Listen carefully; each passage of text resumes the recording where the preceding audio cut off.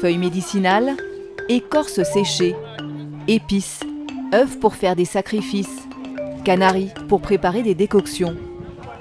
Les étals du marché de Yopougon-Ouassakara à Abidjan réservent d'étonnantes surprises. S'il n'est pas très grand, ce marché de plantes médicinales est réputé dans tout le pays. Est-ce que mon médicament elle peut trouver aujourd'hui là? Quel médicament? Bon, pour faire typhoïde. Faire typhoïde, palu. Il y en a. Assetou est vendeuse de plantes médicinales depuis 20 ans. Des plantes pour soigner toutes sortes de maladies, de la plus bénigne à la plus grave. Bon, ça c'est pour le sang. Quand tu es anémié, on peut prendre, faire bouillir, boire. Ça aussi, c'est pour les femmes enceintes. Puis à terme d'accoucher, on écrase pour puriger. Bon, bambou de Chine, là c'est fièvre typhoïde. Cette cliente est une habituée. Elle s'approvisionne chaque semaine chez Assetou. Il y a tout là. Pour 1000 francs. 1000 francs. Tout ce gros sachet là, 1000 francs. Oui, tout ce sont médicaments. Bon, indigène, c'est pas trop cher. Elle fait le paquet à 100 francs, 100 francs. En plus d'être efficace, selon elle, se soigner avec ces plantes aurait l'avantage d'être beaucoup moins cher. Mais si tu vas à l'hôpital, que tu n'as pas les moyens de payer ordonnance, tu peux payer indigène. Indigène, autant de nos grands-parents là, c'est indigène qui guérit. Mets ton canari au feu, tu bois, tu te puriges, tu te laves, tu peux trouver guérison. Donc c'est ça. La médecine traditionnelle, 80% de la population en Côte d'Ivoire y a recours pour se soigner. Des remèdes hérités de traditions anciennes, utilisés pour des raisons culturelles et économiques. Les procédures médicales modernes restant encore inaccessibles pour une partie de la population. Du coup, le pays compterait aujourd'hui pas moins de 6000 tradipraticiens, herboristes, guérisseurs. Si certains exercent leur commerce dans un cadre encore flou, d'autres ont créé de petites unités de fabrication. Et même pour certains, des cliniques très rentables. Comment s'assurer de la fiabilité de ces produits? Comment cette médecine est-elle encadrée en Côte d'Ivoire? Ce business peut-il rapporter gros? Bienvenue dans le monde mystérieux de la médecine traditionnelle.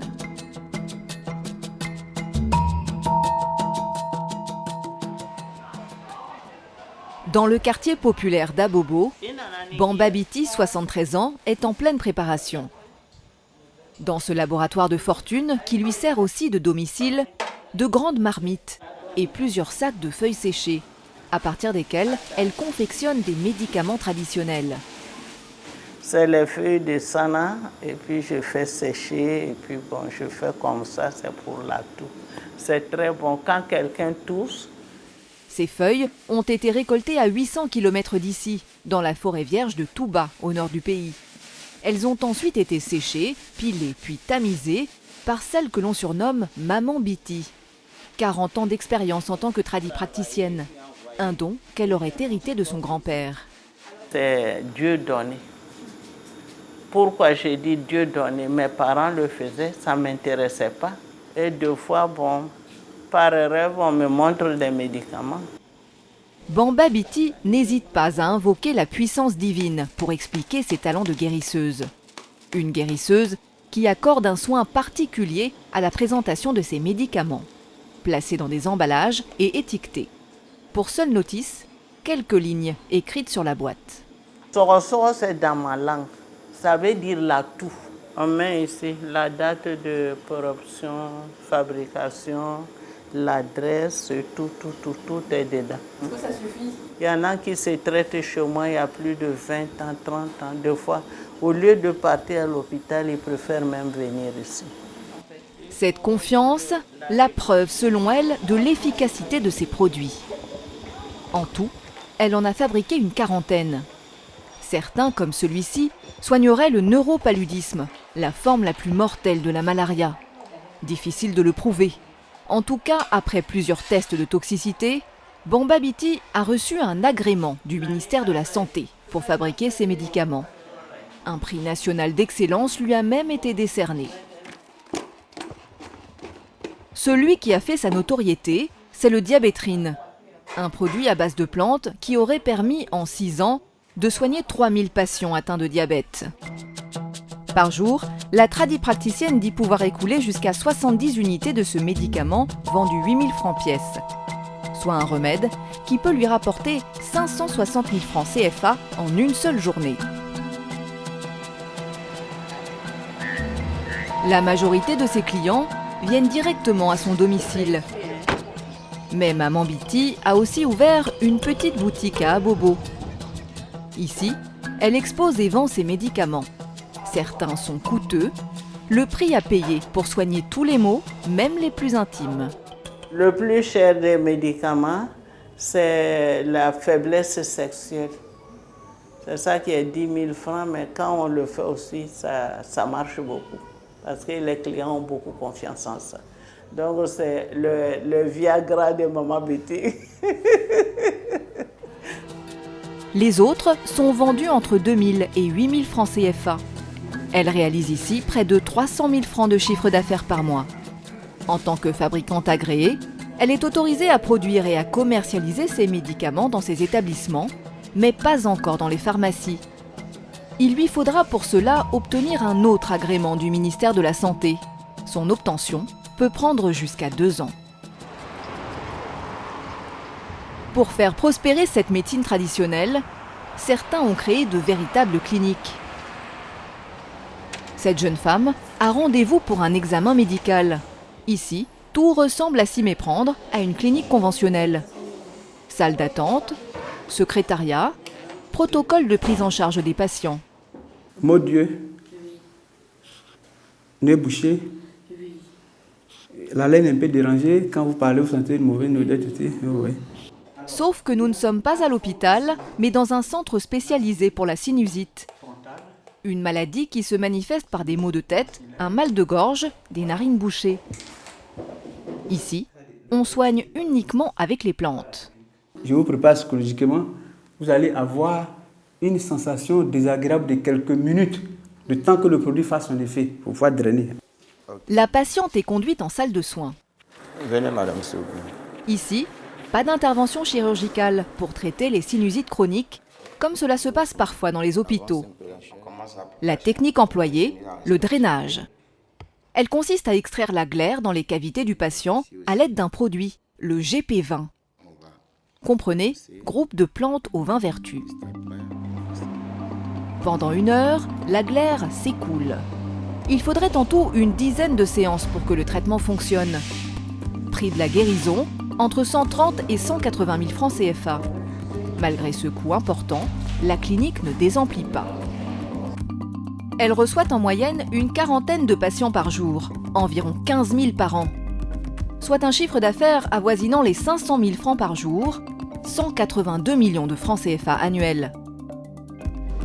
Celui qui se frotte les mains, c'est Bini Kwaku. Il n'est ni médecin, ni pharmacien, mais docteur en sociologie. C'est lui qui a fondé le centre il y a 14 ans, suite à un drame personnel. L'une de ses étudiantes souffrant de sinusite est décédée peu après une opération. J'ai pris le pari que plus personne ne meurt de la sinusite. Et c'est à cela que nous avons été orientés vers la médecine traditionnelle, vers le savoir traditionnel qui a des compétences. Qui a des compétences, malheureusement, qui sont parfois méconnues. Passionné de médecine traditionnelle, il a donc mis au point, après 7 ans de recherche, le GP20. Ce mystérieux médicament est préparé ici, dans le laboratoire de la clinique. Cette poudre, elle est constituée d'extraits de plusieurs plantes, racines, que nous allons utiliser pour faire le mélange et obtenir un produit liquide. Un mélange de racines réduites en poudre, mélangé à de l'eau distillée, puis filtré, avant d'être mis dans ces pipettes.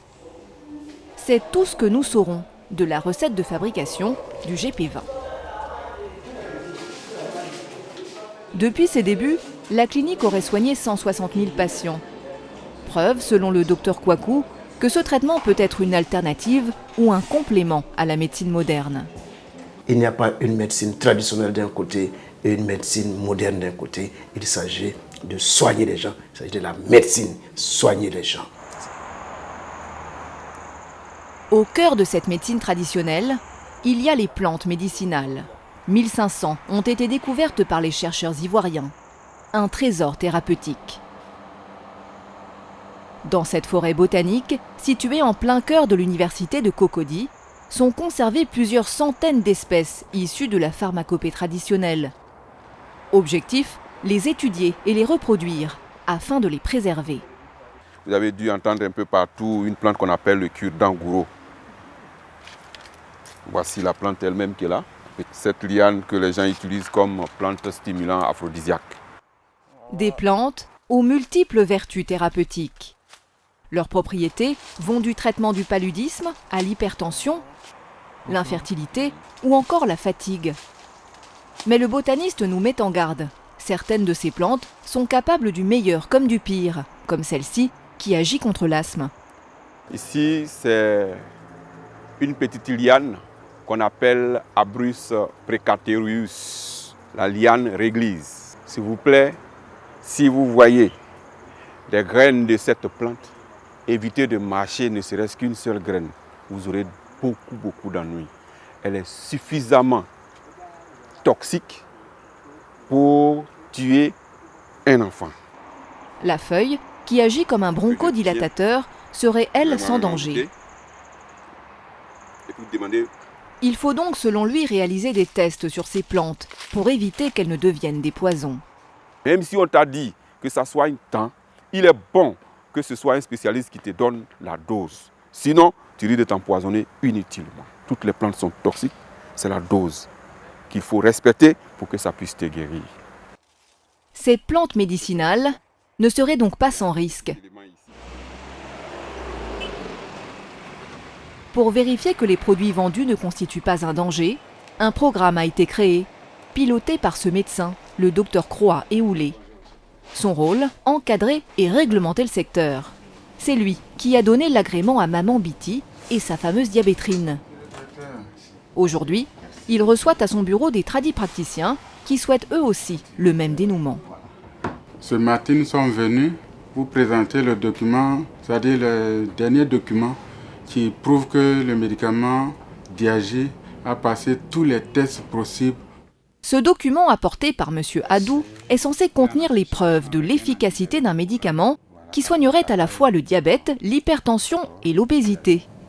Un médicament testé sur un échantillon de 60 patients dans un hôpital. Un processus encadré par un médecin conventionnel. Je crois que ces résultats-là sont de très bons résultats, des résultats concluants. Et l'étape qui reste, c'est l'obtention d'un agrément, une unité de production artisanale. Donc vous devrez pouvoir faire votre dossier, trouver un endroit approprié qui respecte les bonnes pratiques de production. Cet autre naturothérapeute est plus avancé dans ses démarches. Grâce au conseil du docteur Croix et de son équipe, il a amélioré la présentation de son médicament contre l'infertilité masculine, en y intégrant une notice. Vous avez fait des notices? Oui. Voilà. Vous voyez qu'on a demandé un certain nombre de choses. J'espère que vous avez respecté. Voilà, entre autres, on a demandé de mettre la composition des médicaments. Au départ, c'était mal étiqueté. Voilà ce qu'il a présenté. Et la prise était difficile pour les patients. Nous avons conseillé, nous l'avons accompagné jusqu'à ce qu'on transforme sous forme de stick. Vous voyez le poids qui est à l'intérieur, on a mis autour de 10 grammes. Par exemple, c'est bien pesé. Il y a une posologie. Oui, une posologie adaptée. Le programme s'est aussi doté d'un code d'éthique et de déontologie. Objectif, définir les règles de bonne pratique et surtout, limiter les abus. À l'article 9, il demande par exemple de s'abstenir de tout acte de nature à porter atteinte à sa profession, comme le charlatanisme. Ou à l'article 29, de s'abstenir de prescrire ou d'administrer l'acte sexuel comme traitement. Le docteur Croix le reconnaît, le secteur n'est pas à l'abri des charlatans. Vous voyez dans la presse écrite, un praticien de médecine traditionnelle a eu pour des prescriptions pour l'acte sexuel, pour faire un traitement. Vous comprenez que c'est interdit. L'utilisation d'organes humains, c'est interdit. Il faut la contribution de tout le monde, la population, pour que ces praticiens, ces vendeurs d'illusions qui font les fausses promesses, soient stipés des rangs des praticiens de médecine traditionnelle. Assainir le secteur et accompagner davantage de tradipraticiens vers l'homologation de leurs médicaments. Aujourd'hui, Sur les milliers de médicaments traditionnels vendus en Côte d'Ivoire, seuls 10 ont reçu un agrément pour être vendus dans les pharmacies.